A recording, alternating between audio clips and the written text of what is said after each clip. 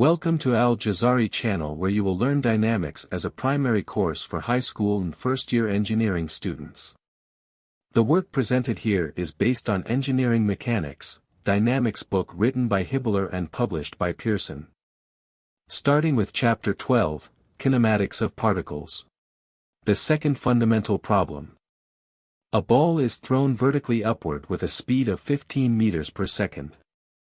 Determine the time of flight when it returns to its original position.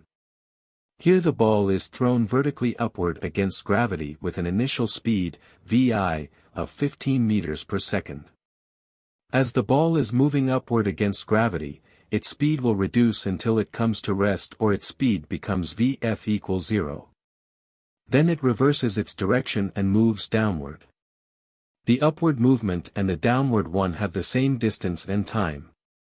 So, if we find the time of the upward movement and multiply it by 2, we will obtain the time of flight when the ball returns to its original position.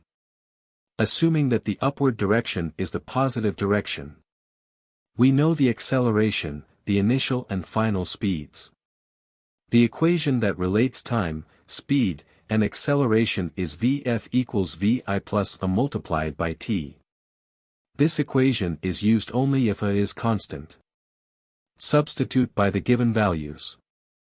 0 equals 15 minus 9.81 t. The negative sign is given to the acceleration because its direction is downward, opposite to the positive direction. Solving this for t results in t equals 1.53 seconds. The time of flight when the ball returns to its original position equals 2 multiplied by t equals 2 multiplied by 1.53 equals 3.06 seconds.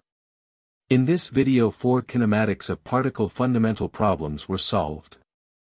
In the next video more problems will be solved. So, stay tuned and do not forget to subscribe to the channel and activate the alarm to be notified of the new videos. Thanks for watching. If you like this video, so press like and share it. See you again.